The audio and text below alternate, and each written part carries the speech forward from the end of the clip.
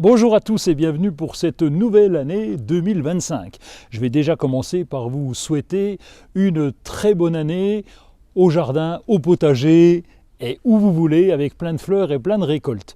Et puis cette année commence, donc 2025, on va se donner rendez-vous tous les 15 jours. Donc on commence cette première autour du 15 janvier et tous les 15 jours, on parlera des différentes activités à faire dans ce potager.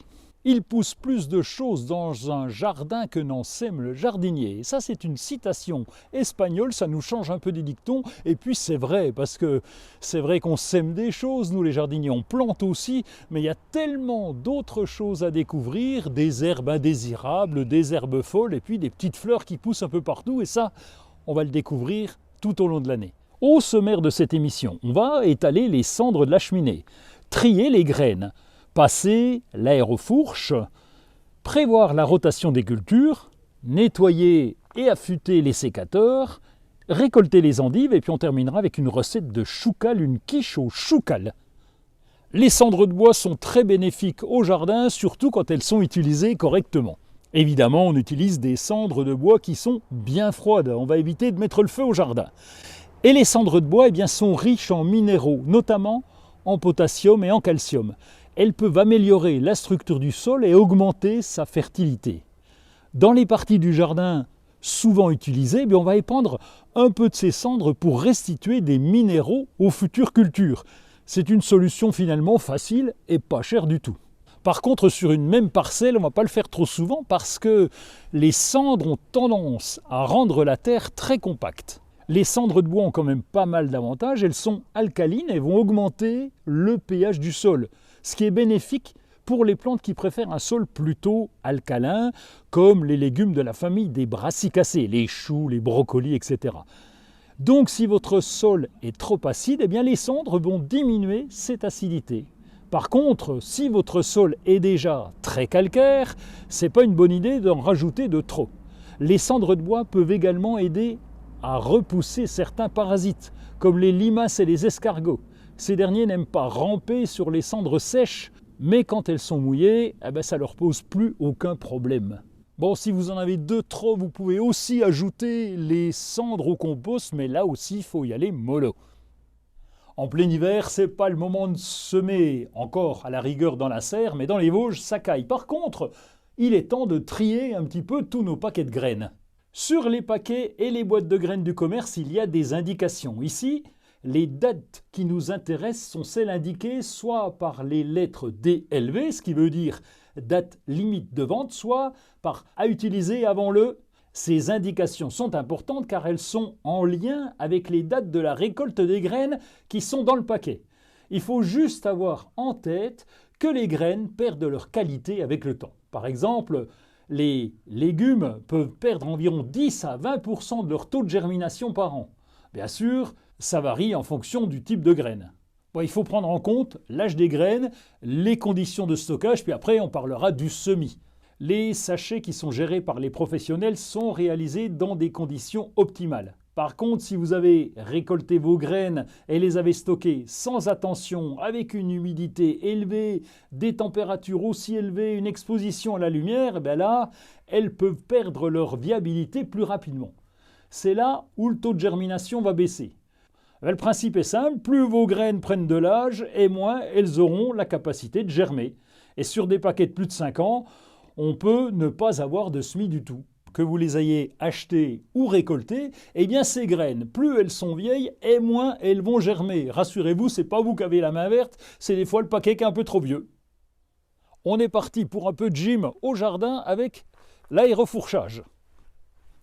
L'aérofourche, la grelinette ou la rotogriffe, ce sont des outils de jardinage utilisés pour aérer et ameublir le sol sans le retourner. Ainsi, toutes les couches du sol restent à leur profondeur initiale. On ne dérange personne et la vie du sol continue tranquillement. En évitant de retourner le sol, vous préservez la vie microbienne et les organismes bénéfiques qui y vivent. Décompacter la terre en hiver permet d'aérer le sol et d'améliorer ainsi la circulation de l'air et de l'eau. Pratiquez lorsque le sol n'est ni trop humide ni trop gelé. Pour faire correctement les choses, on va aérofourcher toujours en marche arrière. Eh ben oui, comme ça, on ne marche pas sur la terre qu'on vient de décompacter. Vous placez l'outil verticalement dans le sol, en enfonçant les dents aussi profondément que possible.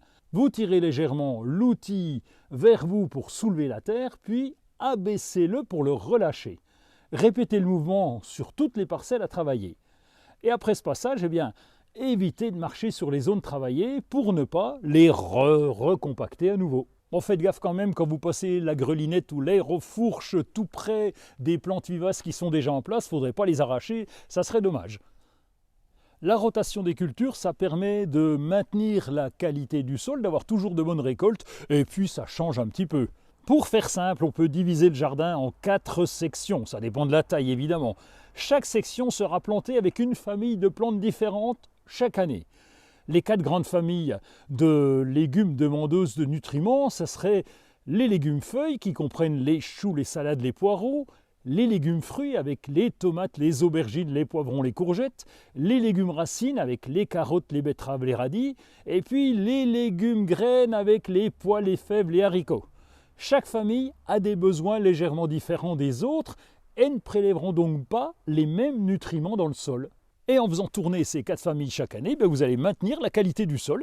Vous planifiez soigneusement et vous suivez ces bonnes pratiques. Et avec ça, vous pourrez créer un jardin potager prospère et même résilient. Comment faire un cycle de rotation? Le mieux est de répartir à peu près sur 4 ans. Année 1, section 1, légumes feuilles, section 2, légumes fruits, section 3, légumes racines, section 4, légumes grains. En année 2, section 1, légumes grains, section 2, légumes feuilles, section 3, légumes fruits, section 4, légumes racines, et on fait tourner comme ça les cultures à la manière d'une roue.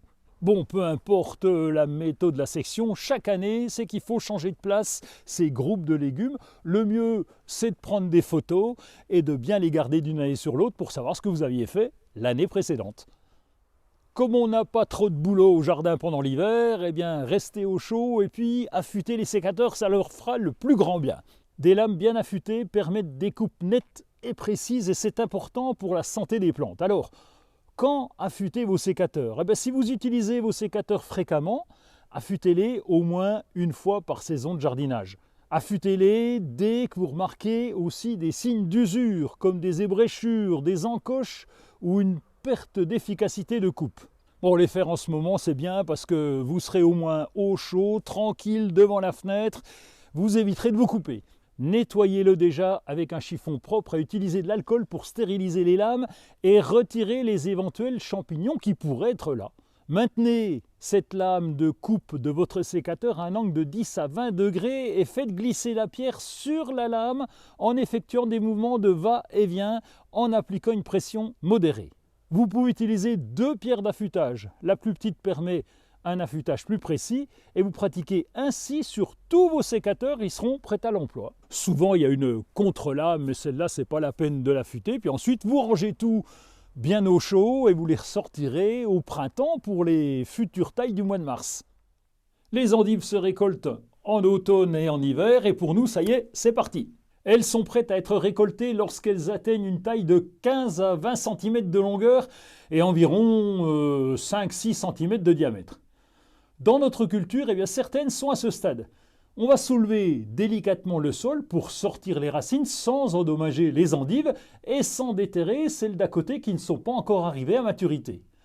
Vous secouez doucement les plants pour enlever l'excès de terre et une fois les racines sorties, vous utilisez un couteau tranchant pour couper à environ 2 cm sous la base des endives.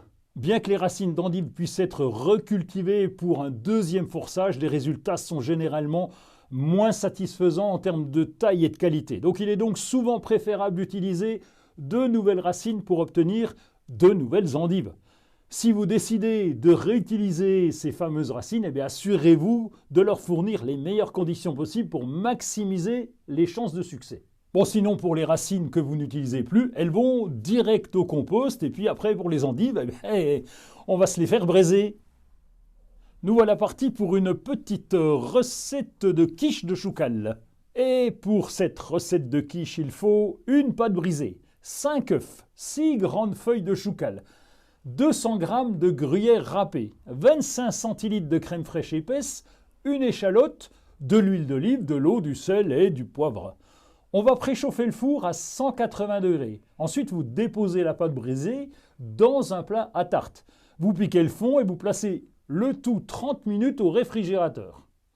Vous épluchez l'échalote et vous émincez finement. Vous lavez ensuite les feuilles de chouquel et vous retirez la grosse nervure. Vous coupez en morceaux.